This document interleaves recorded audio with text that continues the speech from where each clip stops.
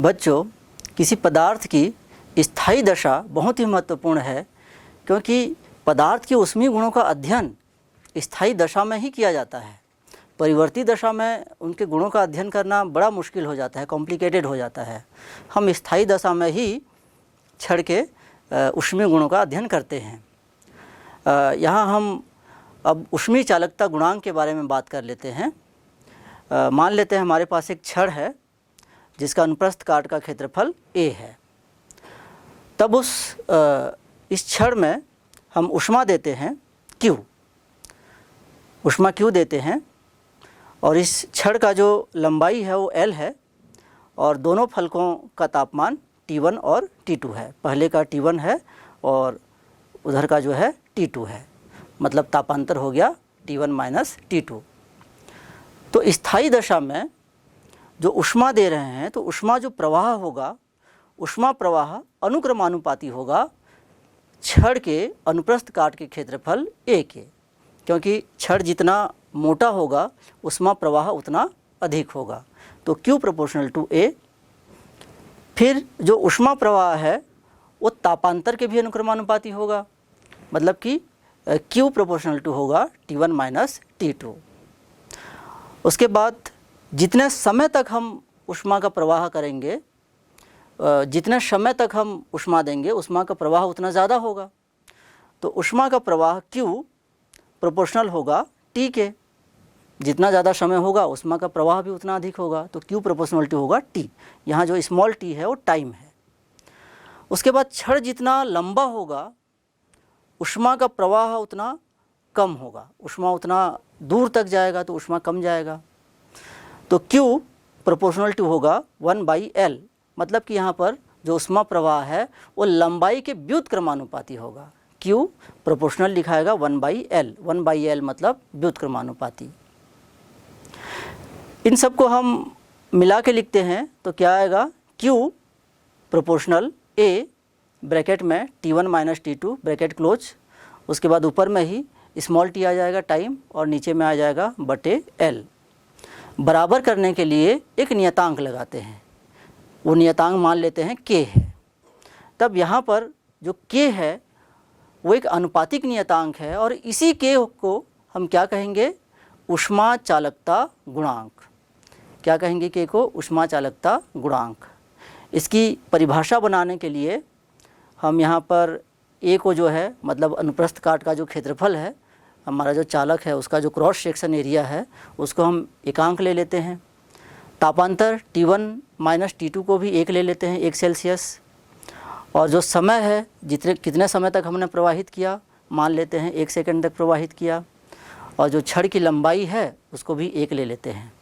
तो इन सारे चीज़ों को एक एक अगर हम ले लेंगे तो Q का जो वैल्यू आएगा, Q बराबर आ जाएगा K। Q बराबर क्या आ जाएगा, K।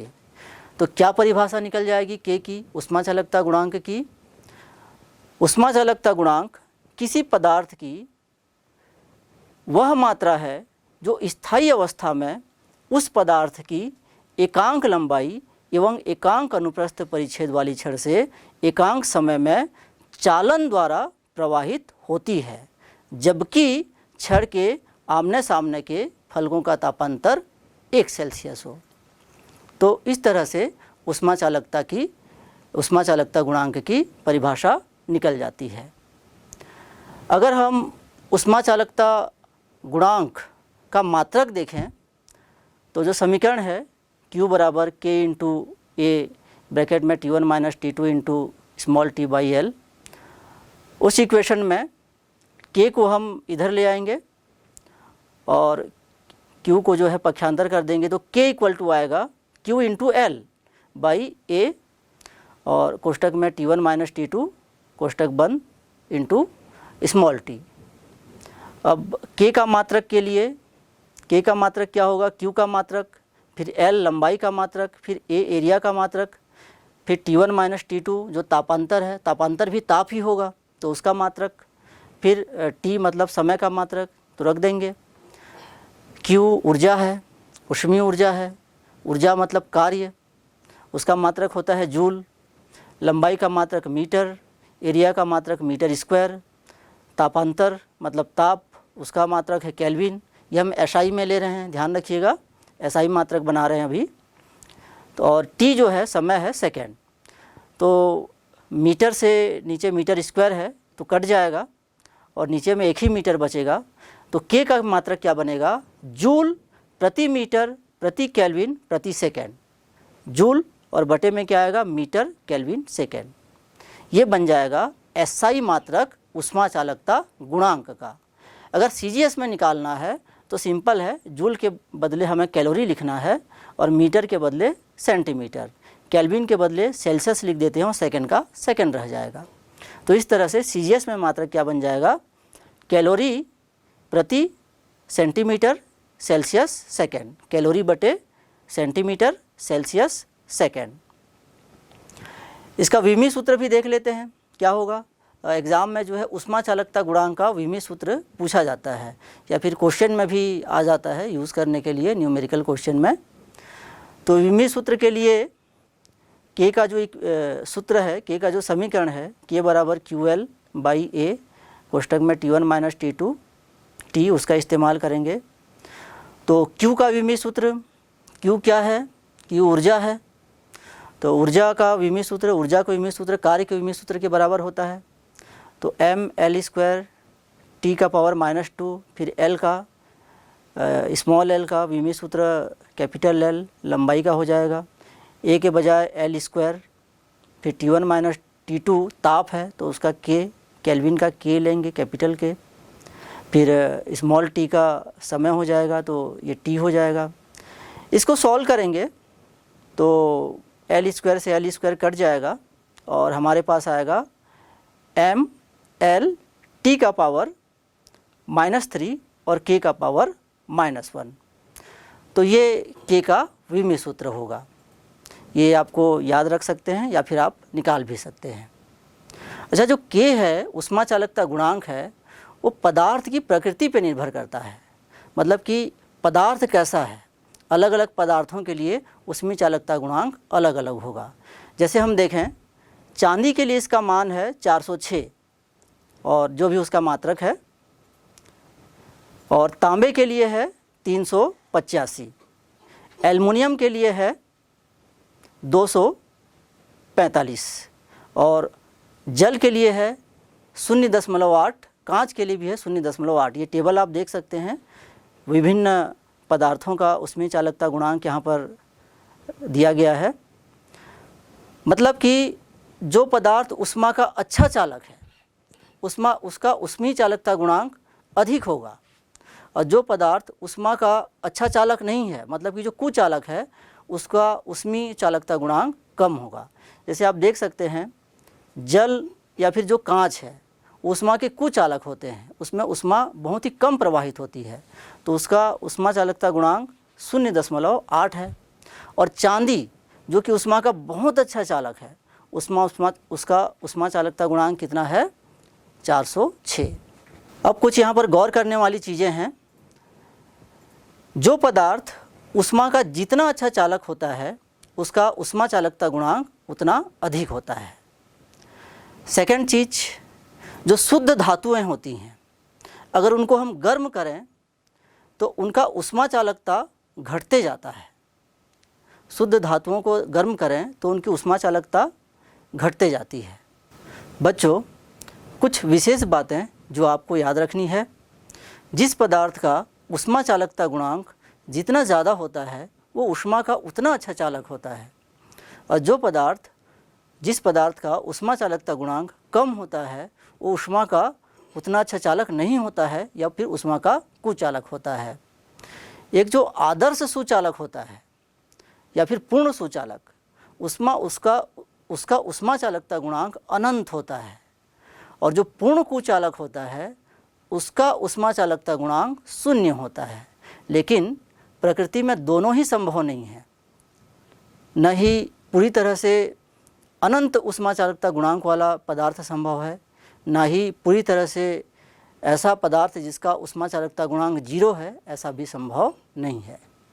दूसरी बात यह है कि जो शुद्ध धातुएं हैं, उनका ऊष्मा चालकता ताप बढ़ने के साथ साथ घटता है, लेकिन जो पानी है उसका उष्मा चालकता ताप बढ़ने के साथ साथ बढ़ता है, ये आपको याद रखना है। तीसरी बात, एक ऊष्मा प्रवाह की दर, ये आपको पूछी जा सकती है।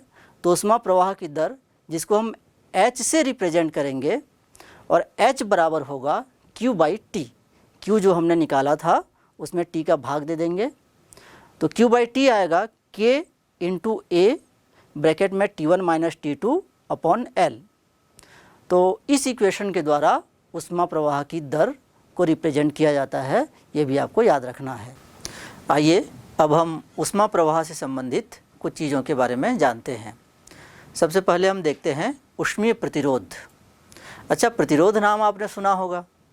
प्रतिरोध कहाँ आता है? इलेक्ट्रिसिटी में, ओम के नियम में आता है प्रतिरोध। प्रतिरोध R क्या होता है ओम के नियम में? विभवांतर बटे धारा। तो यहाँ भी इसी तरह से ऊष्मीय प्रतिरोध को देखेंगे। वहाँ प्रतिरोध क्या होता था? धारा के रास्ते में आने वाली रुकावट। तो यहाँ भी जो ऊष्मीय प्रतिरोध क्या होता है? ऊष्मा जो प्रवाह होता है उसके रास्ते में जो रुकावट होती है उसको हम ऊष्मीय प्रतिरोध कहेंगे। तो जिस तरह से प्रतिरोध का सूत्र होता था विभवांतर बटे धारा, तो यहाँ ऊष्मीय प्रतिरोध का भी सूत्र क्या होगा? विभवांतर के बदले आ जाएगा तापांतर, और जो धारा होता था वहाँ करंट होता था, यहाँ पर ऊष्मीय धारा होगा। ऊष्मीय धारा के बारे में हमने बात करी थी। ऊष्मीय धारा क्या होता है? H बराबर Q/T, मतलब कि ऊष्मा प्रवाह की दर, इसको S से हम दर्शाए थे। तो ऊष्मीय प्रतिरोध इस तरह से होता है। तो अगर हम इसकी परिभाषा की बात करें तो उसका परिभाषा है कि किसी चालक के सिरों के बीच तापांतर और उसमें ऊष्मा प्रवाह की दर के अनुपात को हम ऊष्मीय प्रतिरोध कहते हैं। अब इसका सूत्र देख लेते हैं। तो मान लेते हैं कि एक L लंबाई की एक छड़ है और उसके पहले सिरे का ताप T1 है और दूसरे सिरे का ताप T2 है। अब यदि T सेकेंड में बहने वाली ऊष्मा की मात्रा इस छड़ से जो है T सेकेंड में बहने वाली ऊष्मा की मात्रा Q हो, तो इस छड़ का जो ऊष्मीय प्रतिरोध होगा वो क्या हो जाएगा? R बराबर, ऊष्मीय प्रतिरोध को भी R से दर्शाएंगे, तो R बराबर T1 - T2 मतलब जो तापांतर है बटे H। H जो है ऊष्मीय धारा है, H का मान जो फिर रख देंगे Q/T। तो इस प्रकार से हमारे पास आएगा ब्रैकेट में T1 - T2 bracket close into T small t बटे Q, ये आ जाएगा प्रतिरोध का मान। अब हमें पता है कि जो ऊष्मा होता है, ऊष्मा Q होता है, उसका मान होता है जो हमने पहले देखा था, ऊष्मा Q बराबर K × A ब्रैकेट में T1 - T2 तापांतर bracket close into small t बटे L। इसको थोड़ा सिंप्लीफाई करेंगे तो यहाँ पर L/K बराबर T1 - T2 ब्रैकेट में ब्रैकेट क्लोज फिर स्मॉल t का गुणा हो जाएगा बटे Q। ये समीकरण नंबर 2, और पहले जो प्रतिरोध निकला था वो समीकरण नंबर 1। यहाँ पर दोनों समीकरणों को हम तुलना करेंगे तो ऊष्मीय प्रतिरोध का जो मान आएगा वो आएगा R बराबर L/KA।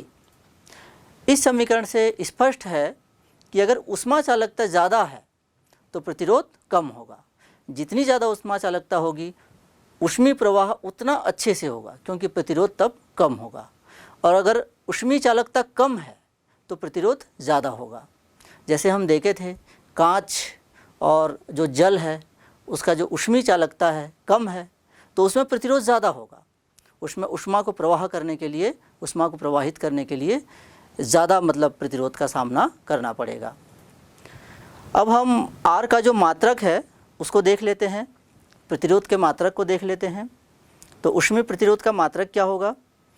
उसके लिए जो तापांतर है उसका मात्रक, तापांतर का मात्रक भी ताप ही हो जाएगा, और स्मॉल t का मात्रक समय सेकेंड हो जाएगा, और Q जो कि ऊष्मा है, ऊष्मा मतलब ऊर्जा, तो उसका मात्रक जूल।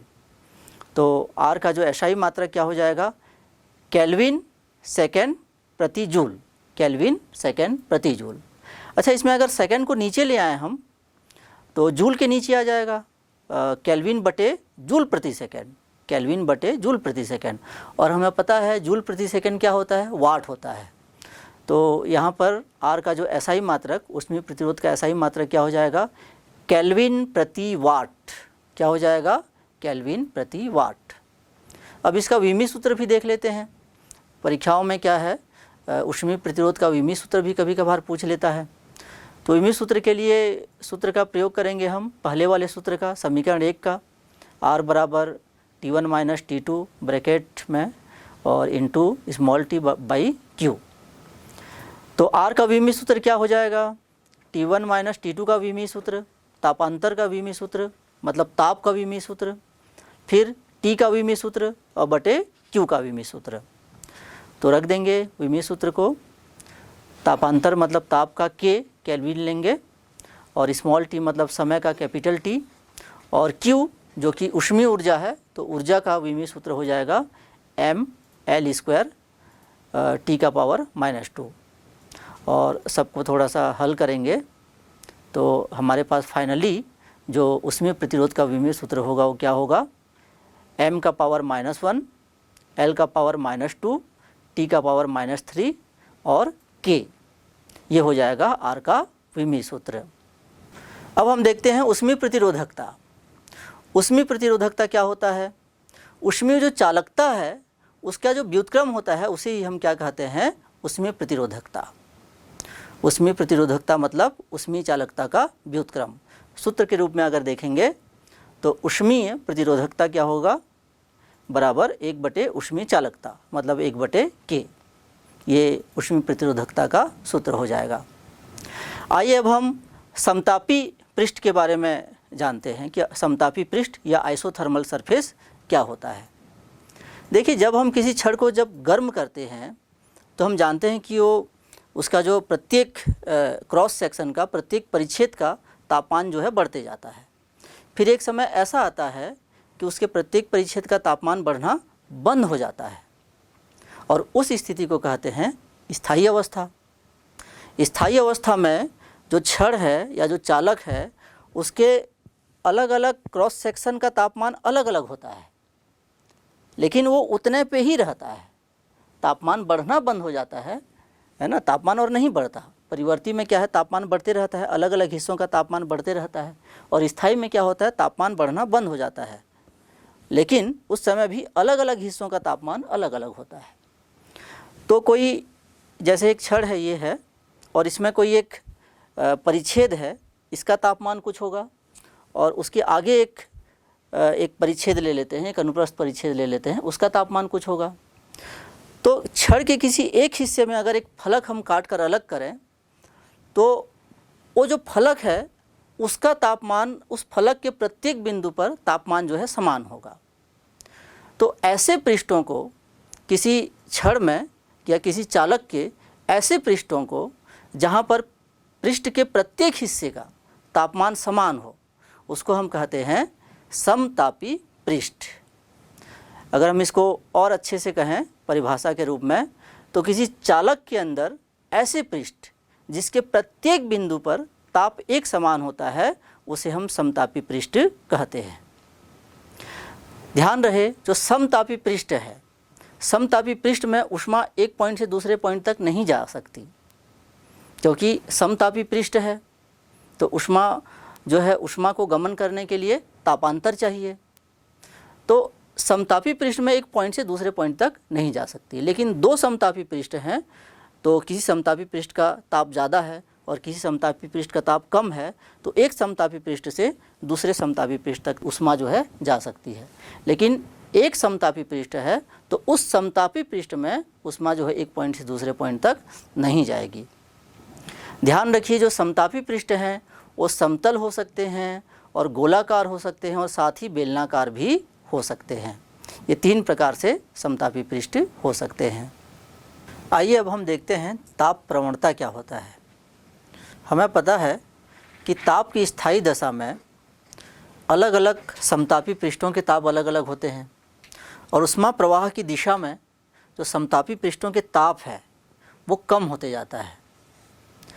तो ताप प्रवणता क्या होता है कि दो समतापी पृष्ठों के बीच दूरी के साथ ताप परिवर्तन की जो दर होता है उसको हम ताप प्रवणता कहते हैं।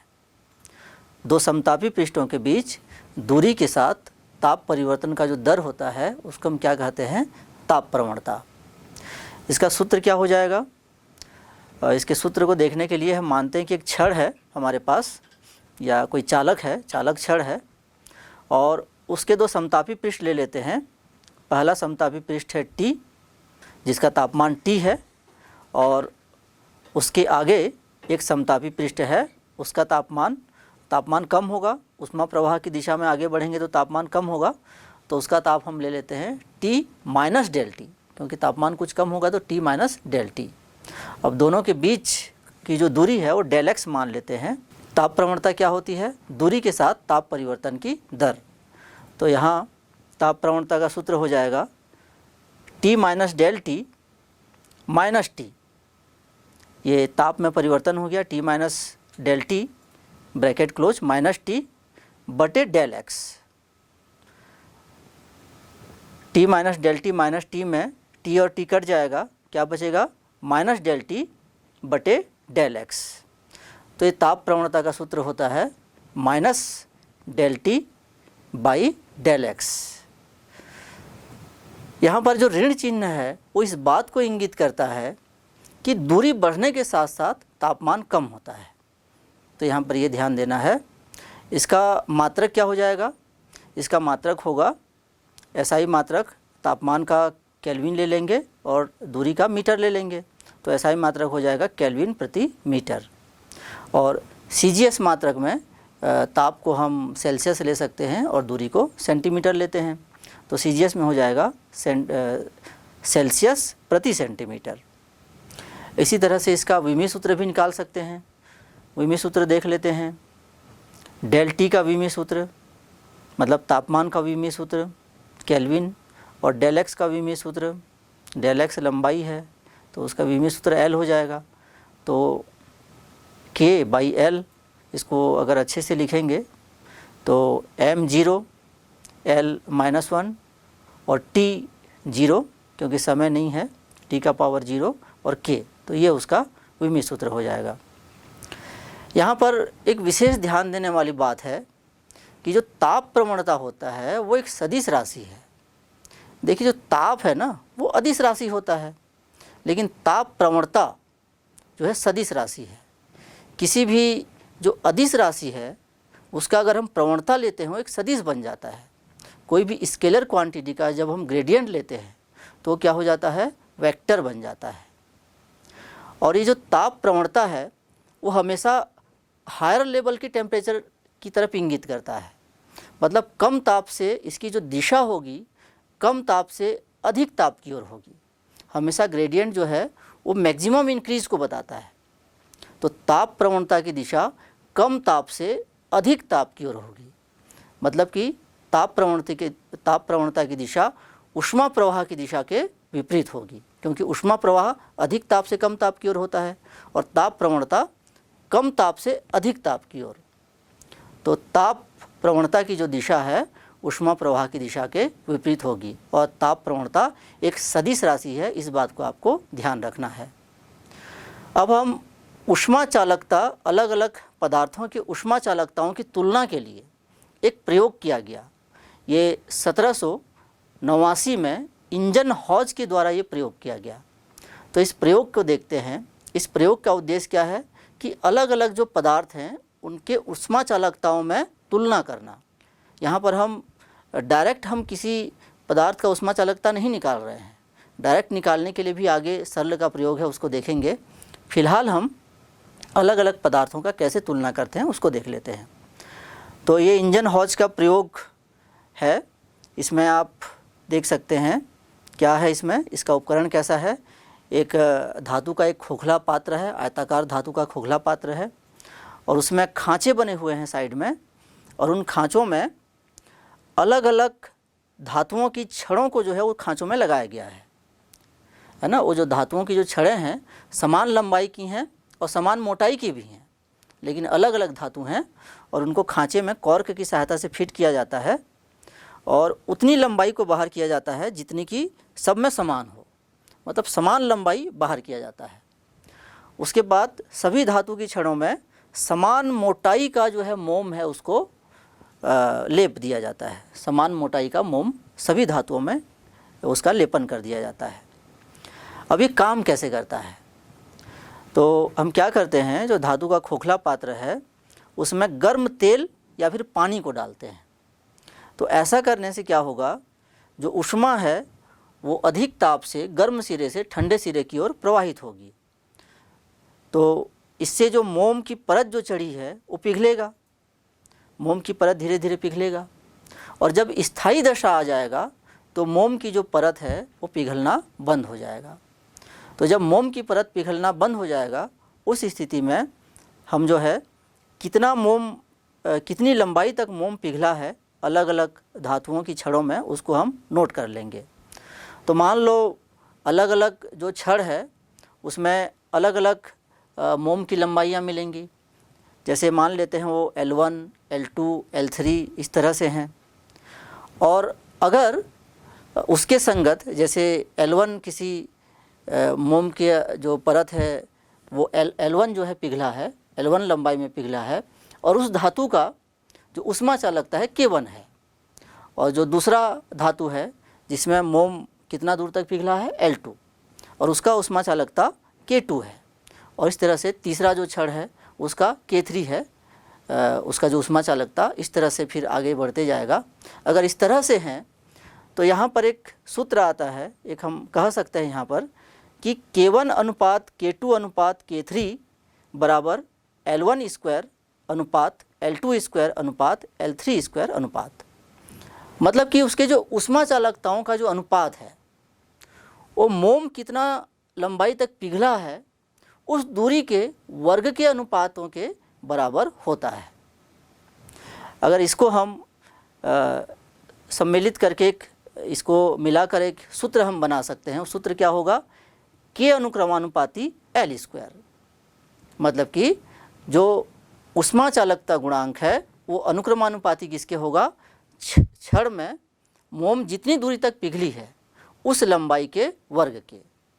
किसी छड़ में, हौज के प्रयोग में छड़ में जो छड़ लगा हुआ है उसमें मोम जितनी दूरी तक पिघली है, जितनी लंबाई तक पिघली है उसके वर्ग के ऊष्मा चालकता जो है अनुक्रमानुपाती होगा L के वर्ग के। इस प्रकार ताप की स्थायी अवस्था में किसी छड़ के पदार्थ की ऊष्मा चालकता उस छड़ के पिघले हुए मोम की लंबाई के वर्ग के अनुक्रमानुपाती होती है। और अगर हमारे पास दो छड़ हैं तब ये सूत्र हो जाएगा। जैसे दो छड़ हैं और पहला छड़ का ऊष्मा चालकता गुणांक K1 है और दूसरे छड़ का ऊष्मा चालकता गुणांक K2 है, उस कंडीशन में क्या हो जाएगा ये सूत्र, K1 बाई K2 बराबर L1 square by L2 square. इस सूत्र को थोड़ा सिंप्लीफाई करेंगे, आगे बढ़ाएंगे तो K1 बराबर हो जाएगा K2 गुणित L1 square by L2 square. अगर यहाँ पर दो छड़ में से किसी भी एक छड़ का हमें ऊष्मा चालकता गुणांक पता है तो हम दूसरे छड़ का ऊष्मा चालकता गुणांक पता कर सकते हैं। जैसे इस सूत्र में देखिए, अगर K2 का हमें ऊष्मा चालकता गुणांक पता है तो हम K2 मतलब कि दूसरे वाले छड़ का ऊष्मा चालकता गुणांक पता है K2 है, तो हम पहले वाले छड़ का ऊष्मा चालकता गुणांक K1 ज्ञात कर सकते हैं।